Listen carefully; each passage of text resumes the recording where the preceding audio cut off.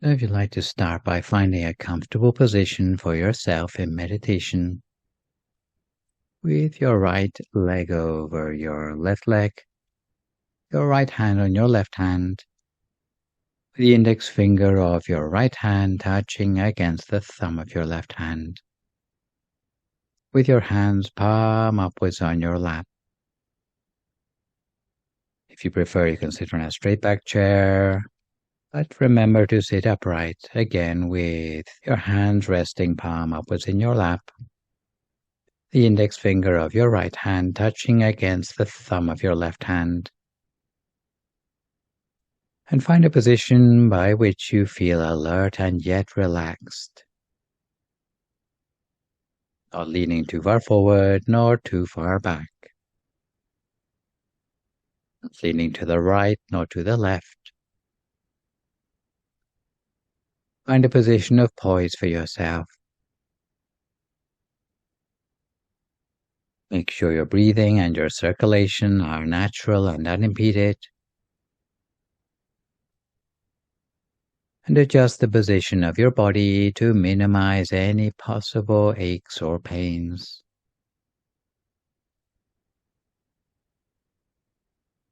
Make sure you're sitting comfortably as possible. And relax every muscle of your body. Relax every muscle, starting with the muscles of your forehead,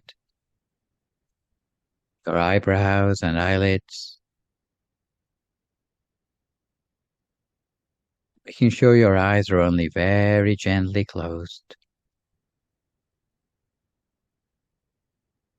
Never squeeze your eyes closed, but close your eyes gently in just the same way that you close your eyes to go to sleep.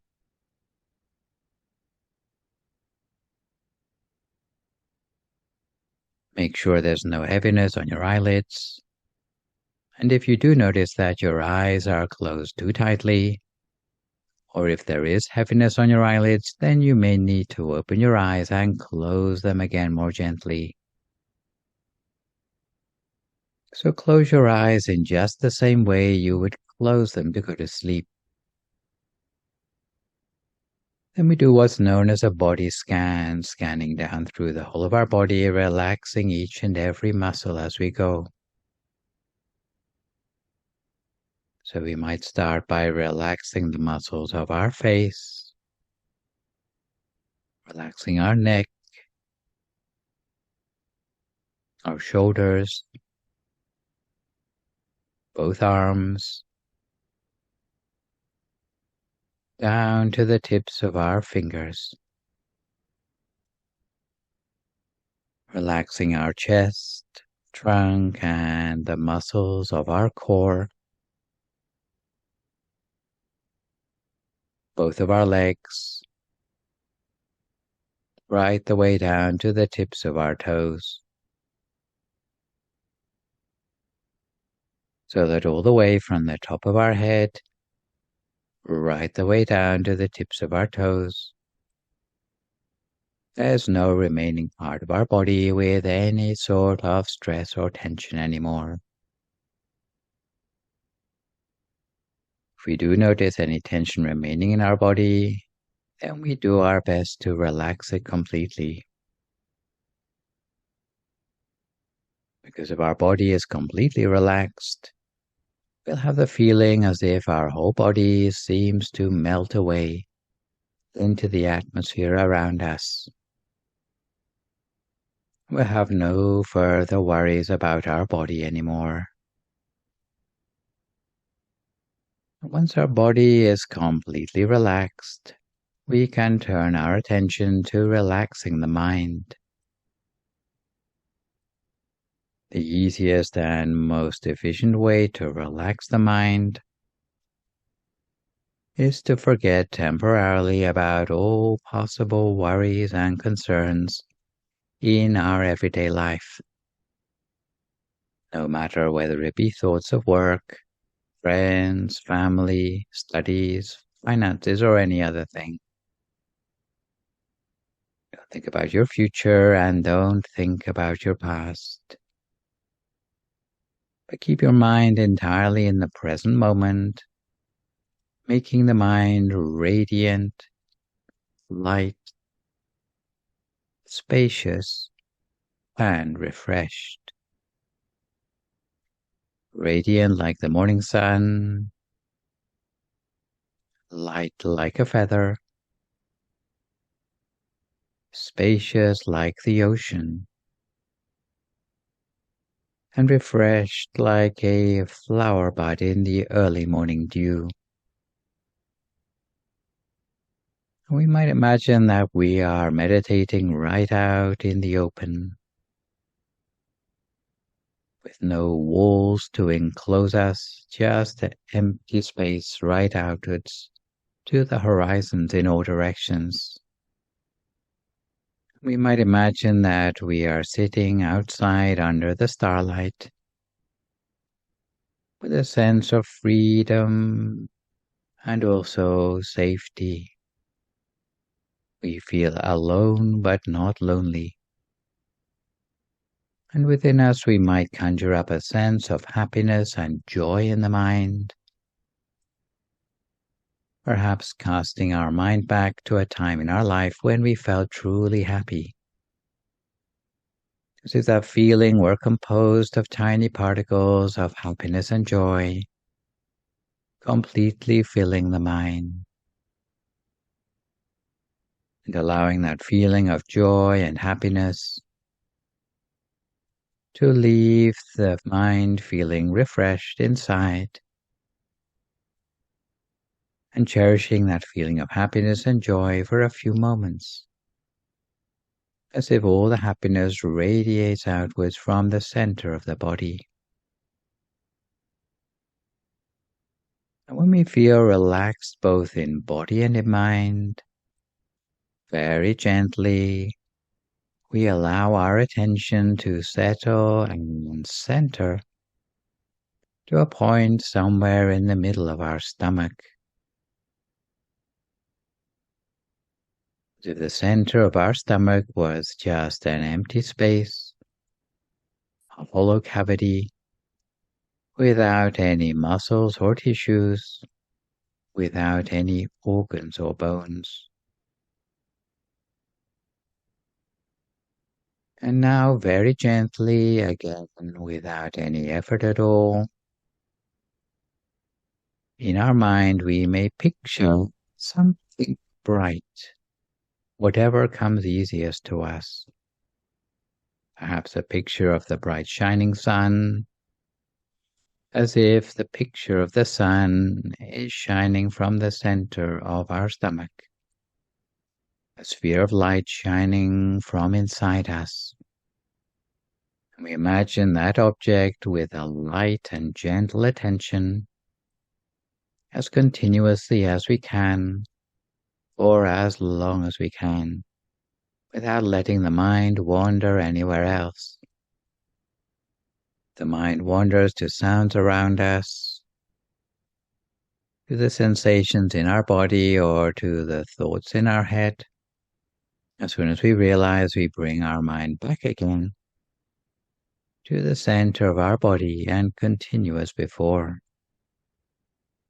Our mind may wander 100 times or 1,000 times, but we should pay no attention to how frequently our mind tends to wander. It's our job merely to bring our mind back again to the center of the body and continue as before. If our inner object disappears, then we can conjure up a new one. We don't need to worry whether we see the object clearly or not. We just make do with the object even if we cannot perceive it clearly, even if it's only partly visible, even if it seems to be in shadow, even if it's not as clear as seen with the naked eye. We take it as it comes, because the way the mind sees things on the inside is not quite the same as the way the eyes see objects in the outside world. With the mind, The way we see objects starts out rather vague and becomes gradually clearer as time goes on. At the same time, we avoid entertaining any thoughts in our mind. Thoughts in the mind keep spinning like the proverbial hamster wheel. Then it may be necessary for us to make use of the sound of that traditional mantra, soundly repeating to ourselves the words Samma Arahang, Samma Arahang, Samma Arahang, over and over again. So the sound of the mantra seems to come like a silent music from the very center of our body. Samma Arahang, Samma Arahang, Samma Arahang, over and over again, making sure our attention is only very light at the center, and we should be certain that we don't use too much effort when we're meditating. If we use too much effort when we're meditating, or even too much enthusiasm, what we'll find is that there'll be a certain degree of stress that returns between our eyebrows or across our shoulders. If we find such tension creeping up on us, then we try to loosen up a little bit more. We try to relax more as we imagine our inner object. However, if we find ourselves daydreaming, or if we feel sleepy in our meditation, then perhaps we need to keep the mind a little bit more firmly at the center of the body. Whatever the case, we always keep our mind with the bright object at our center, observing the bright object as continuously as we can, for as long as we can, without letting our mind wander anywhere else, observing the object without entertaining any thoughts in the mind. At the same time, we don't let ourselves get elated by the pleasing things that arise in the mind, and we don't let ourselves get disappointed or frustrated by the lack of these. We don't try to fight anything that comes up in the mind. And at the same time, we don't have any expectations about what we might see in the future. We simply rest our mind, observing at the center of the body, as continuously as we can, or as long as we can, always keeping the mind at the center of what we can perceive, the center of the bright, clear sphere of light, or the feeling that such an object exists inside us, if that's what we prefer. And we continue in this way, lightly and gently, for a few more moments now in silence, until we come to the appropriate time.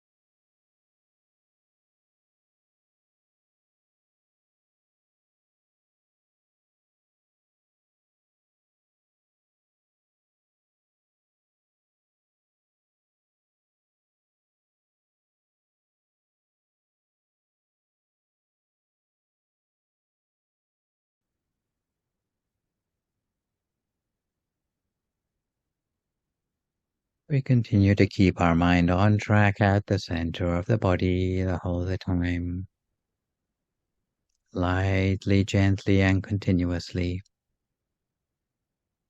with our inner object, while keeping the mind free of thought.